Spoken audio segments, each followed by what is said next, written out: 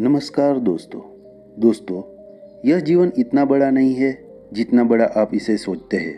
पर क्योंकि आपको लगता है कि आपका जीवन बहुत लंबा है, इसलिए आप अपनी ऊर्जा को बेवजह की चीज़ों में बर्बाद कर देते हैं, जैसे ईर्ष्या, घृणा और लालच।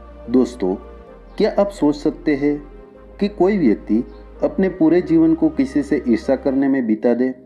दोस्तों, आज मैं आपके साथ एक ऐसे व्यक्ति के जीवन की कहानी शेयर करने वाला हूँ जो अपने पूरे जीवन को गौतम बुद्ध से ईर्ष्या कराने में बिता देता है। दोस्तों, वह व्यक्ति बुद्ध का भिक्षु भी बना और रिश्ते में वह बुद्ध का चचेरा भाई भी था और उसने बुद्ध के साथ ज़्यादा समय भी बिताया था, लेकिन फिर भी उसका जीवन रूपांतरित नहीं हुआ। जानते हो क्यों? क्योंकि उसने अपने भीतर कड़वाहट के बीज बोकर रखे हुए थे और उस व्यक्ति का नाम देवदत्त था। दोस्तों, देवदत्त ने बुद्ध को मारने की बहुत बार कोशिश करी, लेकिन वह हर बार असफल रहा। एक बार देवदत्त यह सोचता है कि वह राजा अजातशत्रु की सेना को लेकर बुद्ध को और उनके सभी भिक्षुओं को समाप्त कर देगा। देवदत्त राजा के पास जाता है और उनसे कहता है कि राजन, आप मुझे अपनी सेना दीजिए और मैं आपकी सेना की मदद से उस बुद्ध और उसके संघ को समाप्त कर दूंगा। इस बार भी देवदत्त असफल हो जाता है, क्योंकि अब तक राजा अजातशत्रु भी गौतम बुद्ध का अनुयायी बन चुका था।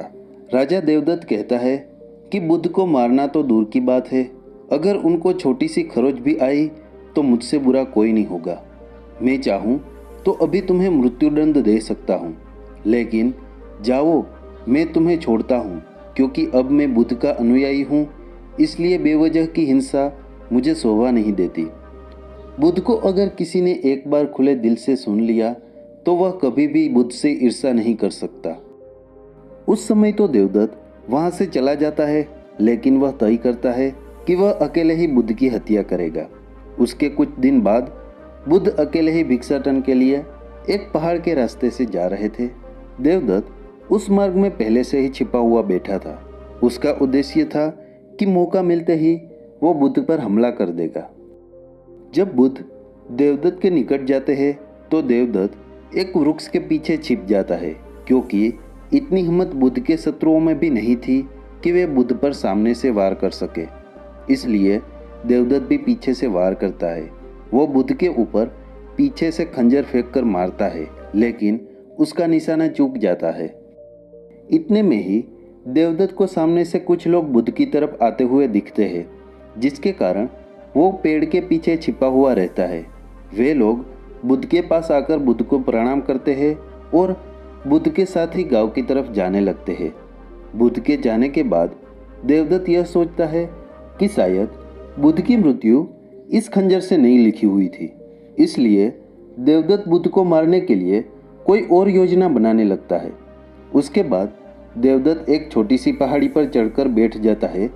उस पहाड़ी पर छोटे छोटे बहुत सारे गोल पत्थर थे, जिन्हें आसानी से नीचे धकेला जा सकता था। उन पत्थरों का आकार कुछ ऐसा था कि अगर किसी के सर पर गिर जाए तो उसकी मृत्यु निश्चित थी। उस पहाड़ी के नीचे से आने जाने का रास्ता था और देवदत्त यह जानता था कि बुद्ध भिक्षाटन के बाद उसी रास्ते से वापस लौट आएंगे। इसलिए देवदत्त वहीं पर छिपकर बुद्ध के आने की प्रतीक्षा करने लगा। कुछ समय प्रतीक्षा करने के बाद देवदत्त यह देखता है कि बुद्ध उस पहाड़ी के नीचे से जा रहे हैं। बुद्ध को देखते ही देवदत्त पहाड़ी से नीचे पत्थर फेंकने के लिए तैयार हो जाता है। जैसे ही बुद्ध उस पहाड़ी के नीचे से जाने लगते हैं, देवदत्त ऊपर से पत्थर धकेलना शुरू कर देता है।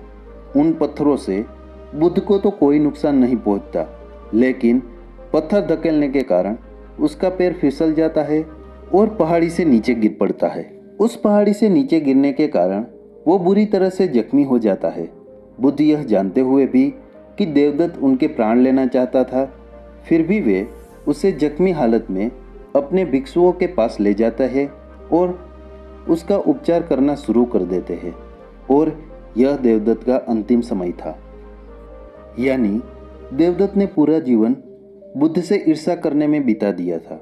देवदत्त अब होश में था और अपनी अंतिम सांसें गिन रहा था। उसकी आंखों के सामने से उसका पूरा जीवन गुजर रहा था, लेकिन इस बार उसकी आंखों में पश्चाताप के आंसू थे और उसे अपनी गलती का एहसास हो रहा था। उसे अब यह बात समझ में आ रही थी कि जिसके वह प्राण लेना चाहता था वही उसके प्राण बचाने के प्रयास में लगा हुआ है। देवदत्त की आंखों में अब आंसू निकल रहे थे और वो बुद्ध की तरफ देख रहा था। बुद्ध उसके शरीर में लेप लगा रहे थे। देवदत्त रोते हुए और लड़खड़ाती हुई आवाज में बुद्ध से कहता है कि मैं आपसे क्षमा मांगने के भी लायक नहीं हूँ और मैंने आपको बहुत क्षति पहुँचाई हुई है। पर बुद्ध कहते हैं कि मुझे तो कुछ याद ही नहीं। बुद्ध के ये शब्द सुनते ही देवदत्त की आंखों में आंसू की धारा बहने लगती है और वो दोहराता है, बुद्धम शरणम गच्छामि, धम्मम शरणम गच्छामि, संघम शरणम गच्छामि। दोस्तों, बुद्ध कहते हैं कि बुद्ध, संघ और धर्म हर मनुष्य के अंतर में है और स्वयं को जगाने की क्षमता बुद्ध है। जागने के बाद हम जिस पथ पर चलते हैं वह हमारा धर्म है और स्वयं के मन को एकांतरित करना यानी उसे केंद्रित करना संघ है। ये तीनों रत्न सभी लोगों के अंतर में है। उसके कुछ समय बाद ही देवदत्त अपना शरीर त्याग देता है। दोस्तों, मैं आपसे पूछना चाहता हूँ कि देवदत्त ने जैसा जीवन जिया क्या वह जीने लायक था? क्या नर्क किसी और जगह का नाम है? हमें नीचे कमेंट बॉक्स में कमेंट करके ज़रूर बताइए। क्या मृत्यु आने पर ही हमें यह अफसोस होगा कि ईर्ष्या, घृणा और लालच ये सभी चीज़ें व्यर्थ है? क्या उससे पहले हम इस जीवन को सुंदर नहीं बना सकते और इसे जीने योग्य नहीं बना सकते? दोस्तों, आज की इस कहानी से हमें यह सीख मिलती है कि नर्क कहीं बाहर नहीं बल्कि हमारे भीतर ही है और उसका निर्माण ईर्ष्या, घृणा और लालच जैसी बीमारियों से होता है। दोस्तों, आज की यह कहानी आपको कैसी लगी और आपको इस कहानी से क्या क्या सीखने को मिला, यह नीचे कमेंट बॉक्स में ज़रूर कमेंट करके बताइए। दोस्तों, आज की इस कहानी में बस इतना ही।